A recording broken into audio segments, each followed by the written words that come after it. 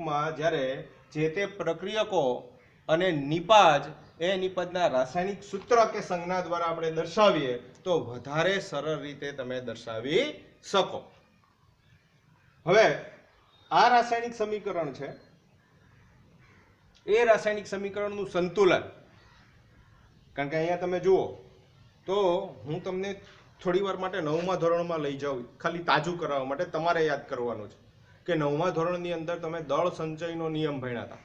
અહીંયા જે રાસાયણિક પ્રક્રિયા આપેલી છે એ ખાલી એટલું સમજવા પૂરતી આપેલી છે કે રાસાયણિક સમીકરણને સંજ્ઞા કે રાસાયણિક સૂત્રનો ઉપયોગ કરીને ટૂંકમાં કઈ રીતે દર્શાવી શકાય.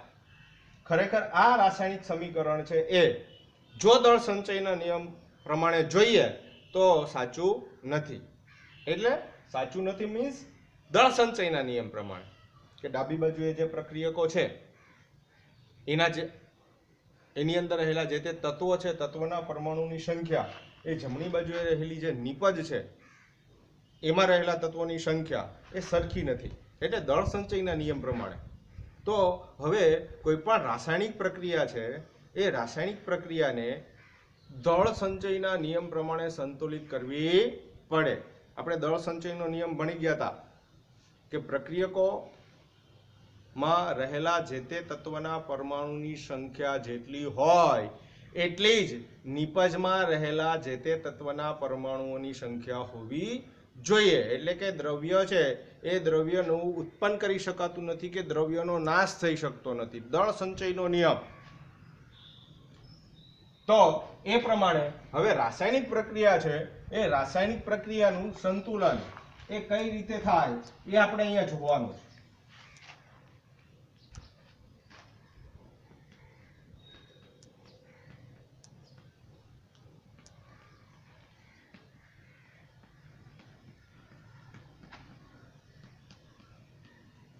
રાસાયણિક પ્રક્રિયા સંતુલન અથવા તો રાસાયણિક સમીકરણનું સંતુલન કહી શકો તમે. તો અહીંયા એક ઉદાહરણ તમને આપેલું છે તમારી બુકમાં, તમે જોજો. આપણી પ્રવૃત્તિ 1.3 કે જેમાં ઝીંક ના ટુકડાને અથવા તો ઝીંકના ટુકડાની એસિડ સાથે રાસાયણિક પ્રક્રિયા કરતા હતા. એમાં આપણે બે પ્રકારના એસિડ લેતા હતા, કાં તો મંદ સલ્ફ્યુરિક એસિડ અથવા મંદ હાઇડ્રોક્લોરિક એસિડ. તો એમાં આપણે મંદ સલ્ફ્યુરિક એસિડ લીધું હતું H2SO4. તો ઝીંકના ટુકડાની મંદ સલ્ફ્યુરિક એસિડ સાથેની પ્રક્રિયાથી આપણે જોતા હતા આપણને હાઇડ્રોજન વાયુ મળતો હતો, ડાયહાઇડ્રોજન. અહીંથી હાઇડ્રોજન છૂટો પડતો હતો અને ઝીંક સલ્ફેટ સાથે જોડાતું હતું, ZnSO4 ઝીંક સલ્ફેટ. આ રાસાયણિક સમીકરણ થયું પ્રવૃત્તિ 1.3 માટેનું.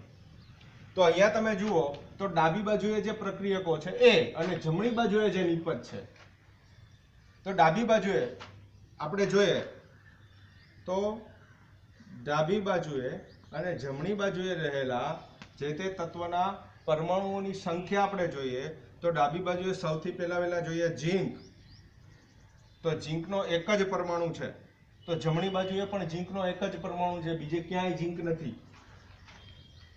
એ જ રીતે હવે હાઇડ્રોજન જોઈએ તો ડાબી બાજુએ હાઇડ્રોજનના બે પરમાણુ છે, બીજે ક્યાંય હાઇડ્રોજન નથી ડાબી બાજુ, એટલે બે પરમાણુ છે.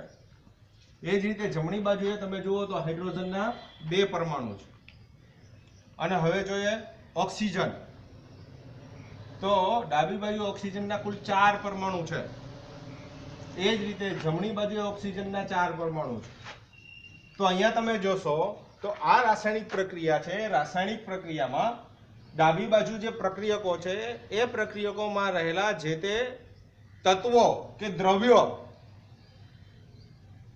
એની અંદર રહેલા જે તે તત્વના પરમાણુઓ છે એની સંખ્યા જેટલી છે એટલી જ સંખ્યા સામે નિપજ ની અંદર રહેલા તત્વના પરમાણુની છે. તો બે બાજુએ સરખા છે.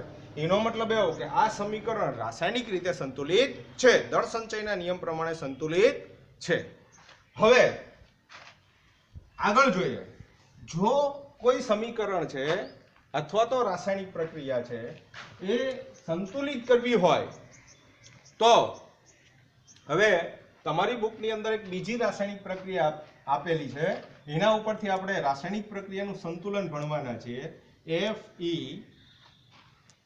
વત્તા H2O, અહીંયા તમે જોશો તો Fe3O4 વત્તા H2 આવી એક રાસાયણિક પ્રક્રિયા આપેલી છે. હવે મિત્રો ખાસ ધ્યાન રાખજો કે રાસાયણિક પ્રક્રિયા છે એ રાસાયણિક પ્રક્રિયાનું સમતોલન કરતી વખતે કેટલીક બાબતો આપણે ધ્યાનમાં રાખવાની છે. તો સૌથી પહેલી વાત હમણાં આપણે મેં તમને તાજું કરાવ્યું, યાદ કરાવ્યું એ પ્રમાણે દળ સંચયના નિયમ પ્રમાણે સૌથી પહેલા ડાબી બાજુ જે પ્રક્રિયકો છે એ અને જમણી બાજુ જે નિપજ છે નિપજ, એની અંદર રહેલા જે તે દ્રવ્યો છે એમાં રહેલા જે તે તત્વના પરમાણુઓની સંખ્યા છે આપણે જોવાની છે. એ પહેલા કોઈ પણ રાસાયણિક પ્રક્રિયા, જો અહીંયા તો ફક્ત ઉદાહરણ સ્વરૂપે તમને એક રાસાયણિક પ્રક્રિયા આપેલી છે, ખાસ ધ્યાન રાખજો. આ જ રીતે કોઈ પણ રાસાયણિક પ્રક્રિયાને સંતુલિત કરી શકાય જે રીતે આપણે અહીંયા આને કરવાના છે. તમારી બુકની અંદર એના કેટલાક સોપાન આપેલા છે, એ સોપાન પ્રમાણે તમે રાસાયણિક પ્રક્રિયા સંતુલિત કરી શકો. હા, એવું જરૂરી નથી કે એ પ્રમાણે જ કરવું, બરોબર, પણ એ પ્રમાણે તમને સૌથી સરળ રીતે અને ઝડપથી રાસાયણિક પ્રક્રિયાને સંતુલિત કરી શકશો. તમને મોજ આવે એ રીતે રાસાયણિક પ્રક્રિયા સંતુલિત કરી શકો, ચોક્કસ નિયમોને આધીન. યાદ રાખજો, એવું એમને નહીં વિચારતા કે ગમે એમ કરી નાખો, એમ નહીં, ચોક્કસ નિયમોને આધીન. તો અહીંયા આપણને જે રાસાયણિક પ્રક્રિયા આપેલી છે Fe વત્તા H2O, પ્રક્રિયક છે નિપજ તરીકે Fe3O4 અને અહીંયા ડાયહાઇડ્રોજન. તો સૌથી પહેલી બાબત, રાસાયણિક પ્રક્રિયાને જ્યારે સંતુલિત કરીએ છીએ ત્યારે ખાસ ધ્યાનમાં રાખવા જેવી બાબત, અહીંયા આપણને જે કાંઈ પણ તત્વ કે દ્રવ્ય એટલે કે પદાર્થ એના રાસાયણિક સૂત્રો આપેલા છે એમાં કોઈ પણ પ્રકારનો ફેરફાર કરવાનો નથી. એને આપણે બોક્સમાં લઈ લીધા. આનો અર્થ એ કે અહીંયા આપણે જે બોક્સમાં લીધેલા જે દ્રવ્યો છે એના જે રાસાયણિક સૂત્રો છે એમાં કોઈ પણ પ્રકારનો ફેરફાર કરવાનો નથી. જે ફેરફાર થશે એ સહગુણક તરીકે આગળની સાઈડ થશે. આ બીજી બાબત, અહીંયા સહગુણક તરીકે આપણે ઉમેરવાના છે, કોઈ પણ સંખ્યા ઉમેરવાની છે, અને એ પૂર્ણાંકમાં નહીં, ખાસ ધ્યાન રાખજો, સહગુણક હંમેશા પૂર્ણાંકમાં. તો સૌથી પહેલા ડાબી બાજુએ રહેલા જે તે તત્વ છે એના પરમાણુની સંખ્યા અને જમણી બાજુએ રહેલા પરમાણુની સંખ્યા એ આપણે જોઈ લઈએ. તો ડાબી બાજુ અહીંયા ફેરસ છે, એનો એક જ પરમાણુ છે. જમણી બાજુએ ફેરસના અહીંયા તમે જોશો તો 3 પરમાણુ છે, બીજે ક્યાંય નથી, એક જ જગ્યાએ છે 3 પરમાણુ. હવે અહીંયા ડાબી બાજુએ હાઇડ્રોજન છે, એના 2 પરમાણુ છે, અહીંયા તમે જોઈ શકો છો. જમણી બાજુએ હાઇડ્રોજનના 2 પરમાણુ છે. ઓક્સિજન, ડાબી બાજુએ એક જ પરમાણુ છે ઓક્સિજનનો, અને જમણી બાજુએ 4 પરમાણુઓ છે ઓક્સિજનના. તો અહીંયા તમે જોશો તો ડાબી બાજુએ રહેલા તત્વો એના પરમાણુની સંખ્યા અને જમણી બાજુએ રહેલા એ જ તત્વના પરમાણુની સંખ્યામાં તફાવત આવે છે. એનો મતલબ એવો કે સરખા નથી, એનો મતલબ એવો કે પ્રક્રિયા સંતુલિત છે. તો હવે પ્રક્રિયાને સંતુલિત કરવી હોય તો સૌથી પહેલું પગથિયું કે રાસાયણિક પ્રક્રિયામાં જે રાસાયણિક સૂત્રમાં જે તે તત્વના પરમાણુની સંખ્યા સૌથી વધારે છે એને આપણે સૌથી પહેલા સંતુલિત કરીશું. પછી એ પ્રક્રિયક હોય અથવા નિપજ પણ હોઈ શકે. તો અહીંયા તમે જોશો તો નિપજમાં સૌથી વધારે, બેયમાં પહેલા જોઈ લઈએ તો સૌથી વધારે અહીંયા 1 પરમાણુ છે, અહીંયા 2 છે, 3 છે, 4 છે, 2 છે. તો સૌથી વધારે 4 પરમાણુ છે. કોના છે? ઓક્સિજનના. તો એને સૌથી પહેલા આપણે સંતુલિત કરીએ. તો અહીંયા તમે જોશો તો અહીંયા 4 ઓક્સિજન છે, આ બાજુ મારે 4 ઓક્સિજન કરવા માટે H2O અહીંયા મારે સહગુણક તરીકે 4 લેવા પડે. વિદ્યાર્થી મિત્રો ખાસ ધ્યાન રાખજો કે એ 4 પરમાણુ તરીકે આપણે અહીંયા H2O છે, તમને એમ થાય કે અહીંયા 4 કરવા છે તો અહીંયા 4 કરી નાખો, શું વાંધો? હમણાં જ આપણે જોયું હતું કે કોઈ પણ દ્રવ્ય એના રાસાયણિક સૂત્રમાં સંતુલિત કરતી વખતે ફેરફાર કરવાનો નથી, એ થઈ શકે નહીં, એટલે આપણે આમ લખી શકીએ નહીં. બીજી વાત, તમને એમ થાય એમ ન લખી શકીએ તો કાંઈ નહીં, આમ લખીએ અને કૌંસમાં લઈને અહીંયા 4 કરી નાખું, આ રીતે પણ લખી શકાય નહીં. અહીંયા કોઈ ફેરફાર કરવાનો છે સહગુણક તરીકે, એ આગળ જ આવશે. તો એ પ્રક્રિયાને આપણે ફક્ત ઓક્સિજનને સંતુલિત કરવા માટેની પ્રક્રિયા એ લખીએ Fe વત્તા અહીંયા સહગુણક તરીકે 4 લેવાના છે, એટલે 4H2O સામે Fe3O4 વત્તા H2 થઈ ગયો. હવે આગળ જુઓ તો અહીંયા 4 ઓક્સિજન અને અહીંયા 4 ઓક્સિજન, એટલે કે ડાબી બાજુએ 4 ઓક્સિજન થઈ ગયા, જમણી બાજુએ 4 ઓક્સિજન થઈ ગયા. હવે એ બે તો ઓક્સિજન તો સંતુલિત થઈ ગયા, પણ ઓક્સિજનને સંતુલિત કરતા અન્ય તત્વના પરમાણુઓ અસંતુલિત થયા. જુઓ અહીંયા બેમાં હાઇડ્રોજન ડાબી બાજુ અને જમણી બાજુ સરખા હતા. આ રાસાયણિક પ્રક્રિયા ઓક્સિજન સંતુલિત કરતા અહીંયા હાઇડ્રોજનની સંખ્યા 8 થઈ ગઈ, અહીંયા 2 છે. તો હવે તો કે હાઇડ્રોજનને સંતુલિત કરવા પડે, તો હાઇડ્રોજનને સંતુલિત કરવા હોય તો સહગુણક તરીકે અહીંયા મારે 4 લેવા પડે, કારણ કે અહીંયા 4 લઉં તો જ 4 દુને 8 હાઇડ્રોજન થાય. અહીંયા સીધા 8 કરાય નહીં, આપણે અહીંયા જોયું એ પ્રમાણે અહીંયા સહગુણક તરીકે 4 લેવા પડે. તો એ સમીકરણને ફરીથી અહીંયા લખી દઉં, સ્ટેપ બાય સ્ટેપ. Fe વત્તા 4H2O, જુઓ અહીંયા 4 દુને 8 હાઇડ્રોજન છે, Fe3O4 વત્તા 4H2. તો હવે તમે જોશો તો અહીંયા 4 ઓક્સિજન ડાબી બાજુએ, 4 ઓક્સિજન જમણી બાજુએ, 4 દુને 8 હાઇડ્રોજન ડાબી બાજુએ, 8 હાઇડ્રોજન જમણી બાજુએ. તો અહીંયા ઓક્સિજન અને હાઇડ્રોજન બે સંતુલિત થઈ ગયા. હવે જોઈએ ફેરસ, તો જમણી બાજુએ ફેરસના 3 પરમાણુ છે, ડાબી બાજુએ 1 જ પરમાણુ છે. તો સેમ જ અહીંયા ઉપર જે ઓક્સિજન અને હાઇડ્રોજન એને આપણે સંતુલિત કર્યા, એ રીતે અહીંયા Fe છે ત્યાં હું સહગુણક તરીકે 3 લઈ લઉં તો 3Fe વત્તા 4H2O સામે નિપજમાં Fe3O4 વત્તા 4H2. હવે તમે જોશો તો ડાબી બાજુએ ફેરસ છે એના 3 પરમાણુ અને જમણી બાજુએ પણ 3 પરમાણુ. અહીંયા જોતા હતા તો ડાબી બાજુ 1 અને 3, હવે કેવા થઈ ગયા? બે બાજુએ 3 થઈ ગયા. એ જ રીતે હાઇડ્રોજન ડાબી બાજુએ 4 દુને 8 અને જમણી બાજુએ પણ 4 દુને 8, અહીંયા 2 હતા એ 8 થઈ ગયા, બે બાજુએ સરખા. ઓક્સિજન અહીંયા જે આપણી પ્રક્રિયા હતી એમાં પેલા 1 ડાબી બાજુએ અને 4 જમણી બાજુએ હતા. હવે તમે જુઓ તો બે બાજુએ 4 થઈ ગયા, સોરી બે બાજુએ 4 થઈ ગયા. તો અહીંયા તમે જોશો તો દળ સંચયના નિયમ પ્રમાણે ડાબી બાજુએ રહેલા પ્રક્રિયકોમાં રહેલા જે તે તત્વના પરમાણુની સંખ્યા જેટલી છે એટલી જ જમણી બાજુએ નિપજમાં રહેલા જે તે તત્વના પરમાણુઓની સંખ્યા છે. તો આ રીતે રાસાયણિક સમીકરણ છે એને સંતુલિત કરી શકાય.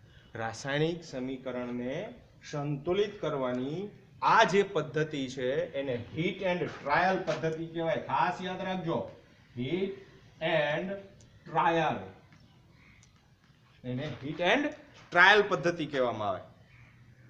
તો અહીંયા ખાસ આ બાબત તમારે ધ્યાન રાખવાની છે.